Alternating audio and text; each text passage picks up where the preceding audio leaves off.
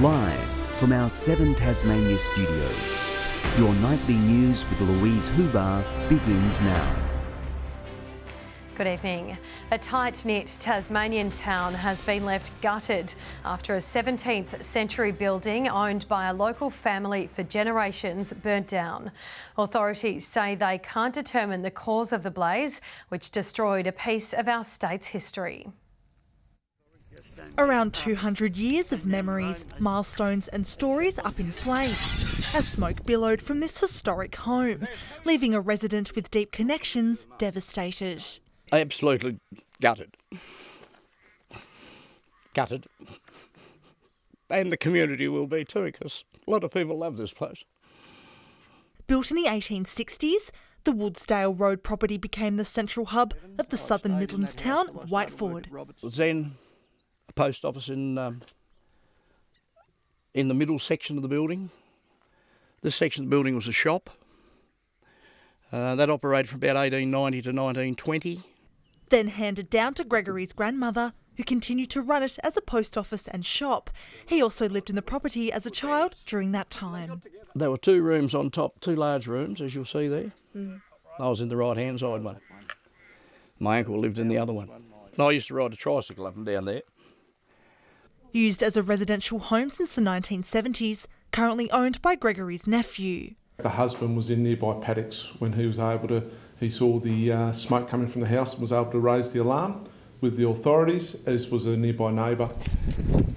The house fully engulfed when crews arrived at around 6:30 last night. We were unable to determine the exact cause for the fire due to the severe extent of the damage, but our investigations at this point in time don't lend them to any circumstances where we believe it's deliberate or suspicious. Police say the entire structure and contents were lost in the fire and the occupants have been rehoused with relatives. We're thankful that no one was home at that point in time. The damage is estimated at $400,000, but for locals, the loss is priceless. You know, there's so many relations and people that met here and used it. And yeah, it was just an icon. And the people that lived here back in those days were icons also. Ruby Kamane, 7 Tasmania News. Meanwhile, firefighters raced to put out a blaze engulfing a van overnight. The TFS was called to Flagstaff Gully Road at Lindisfarne just before 2 o'clock this morning. Crews quickly extinguished the fire, but the back door of the vehicle was gutted. The cause remains unknown. An 89-year-old man has become the state's 20th person to die with COVID-19. Authorities say he was an aged care resident in the south of the state. It comes as 471 new cases were recorded overnight, taking the total number of active cases to just under 3,500. Meanwhile, passengers and crew members who arrived in Hobart today on board the Coral Discoverer cruise ship are in isolation after a person tested positive on the final day of the 10-day trip. The vessel departed the city on January 27 and didn't leave Tasmanian waters. Derwent Valley residents are calling for action to fix antisocial behaviour plaguing the region. A new police station is set to open later this month, but it won't be staffed 24/7, a decision locals say will put lives at risk. It's a sight all too common for New Norfolk residents. Cars screeching as hoons burn rubber on suburban streets, including outside Robert Virtue's bed and breakfast. He opened the business just 6 years ago and is concerned about growing antisocial behaviour in the region. Turning around through town, they take off across the bridge and it's just they're going to lose it one day. They think they're legends and know how to drive and they're going to kill someone.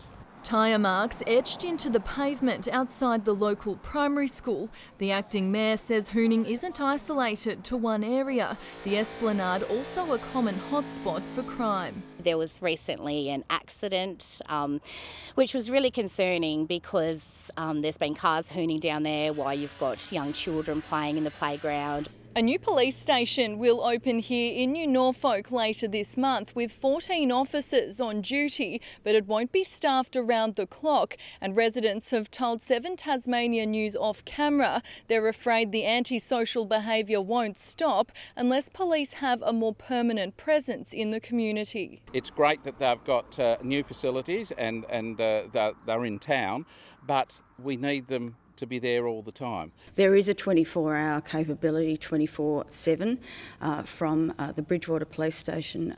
Relief locals hope will arrive sooner rather than later as thugs continue to vandalise their community. Ainsley Kosh, 7 Tasmania News. Tasmania's arts sector will be able to access more funding this year, with the state government announcing an expansion of its live performance support program.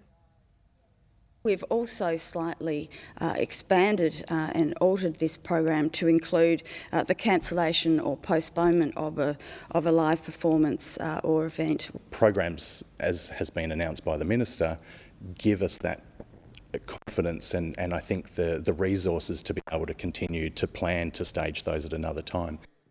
The scheme runs until September 30. More pubs and clubs are joining the campaign for cheaper beers. The Australian Hotels Association wants the excise tax on draft beer slashed by 50%, saying Australia has the 4th highest rate in the world. It's making it unaffordable for people to come to the pub or the restaurant or the cafe or the club and have a beer. By cutting the tax, we can lift demand, create jobs behind the bar, create jobs in the breweries. The lobby group says the measure would divert $150 million away from the taxman. Motorheads took a trip down memory lane at a classic car rally. The National Automobile Museum of Tasmania hosted its 2nd edition of Tirana Rama in Launceston, with dozens of Holdens assembling. They're an iconic 70s Australian car, aren't they? You know, I mean, it's that whole era, the Brock Moffat era. And just it defines the 70s, really. Museum holds regular specialist events to engage with local car lovers, and the next will be a Japanese classics rally. The Jack Jumpers have defeated the defending champions Melbourne United to win their 4th game in a row. It's the biggest win in the young franchise's history, with Tasmania the league's hottest team right now. 12 games into the Jack Jumpers' maiden campaign, things are starting to click offensively. But Melbourne wasn't ready for the tidal wave of points that hit them at John Cain Arena. Here's a chance for Majet. He got a good look at it and he knocks down the first 3 of the game. The Jack Jumpers putting 36 on the board in the first quarter, the most of any team in any quarter this season, shooting 5 of 7 from 3-point territory. Steindl fires a quick release 3. Mikhail McIntosh was doing it at both ends of the floor. He's confident, and that's why. Scoring points and blocking shots. With him, Agata shut down. The Jackies built a game-high 15-point lead midway through the second term, thanks to Josh Adams. He is cooking. Though the defending champs worked their way back into the game, hitting the lead early in the third quarter. Chris Golding was on fire, scoring 29 for the game and getting the crowd going. Things are happening for them now. While Joe Luau-Lachul had 26 points and a monster 21 rebounds. A composed Jack Jumpers squad weren't phased though. Jack McVeigh icing the game to cap off a 17-point afternoon for him. Wide open 3! Huge 3! Tasmania winners 94-85. That's 4 wins in a row, and Andrew Gay summed up their form. This is a huge win. There is no hotter team in the NBL right now than the Tasmanian Jack Jumpers. The Jack Jumpers now at 6 wins and 6 losses, sitting in 5th place. Josh Duggan, 7 Tasmania News. Good evening, everyone. A sunny day today with Launceston reaching 26 degrees and Hobart, Burnie and Devonport all 22. Across the state, Ouse 26, 24 in Strawn and Grove, King Island and Smithton 23, Flinders Island and Friendly Beaches 22 and 19 in Lyowini.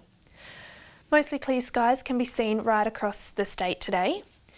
And across the country, a frontal cloud band is moving over the southwest of Western Australia, while scattered convective cloud is over the north and east of Australia. Tomorrow's chart shows a strong high-pressure system lying to the southwest of Tasmania, extending a ridge over the eastern half of Australia. A low and associated cold front lies over and to the south of Western Australia. East to northeasterly winds tomorrow 10 to 20 knots, reaching 20 to 30 knots in the north and later about the south. And there is a strong wind warning current for the far northwest coast and southwest coast. Sunny and 23 in Hobart and Dover tomorrow, 28 in Ouse. Launceston sunny and 28, Devonport 22, partly cloudy and 23 in Scottsdale. 21 degrees in Burnie tomorrow, sunny and 25 in Strawn, Stanley 22 and partly cloudy. And St Helens and Swansea both 21 and partly cloudy and 25 degrees in Ross. And the UV tomorrow is reaching very high 10s across the state, with sunrise expected at 6:23 a.m. On Tuesday, fine apart from the chance of showers about the east, showers about the west and far south as well as central areas on Wednesday. And on Thursday, showers about the west and northeast, otherwise mainly fine. 24 in Perth tomorrow, Adelaide 33, mostly sunny and 29 in Melbourne, showers in Sydney and Brisbane and 31 degrees in Darwin. And currently sunny in Hobart and 20 degrees there, mostly sunny and 22 in Launceston and Devonport, 19 and sunny. And that's all in weather tonight, Louise. Thanks for joining us tonight. The team will see you tomorrow. Good night.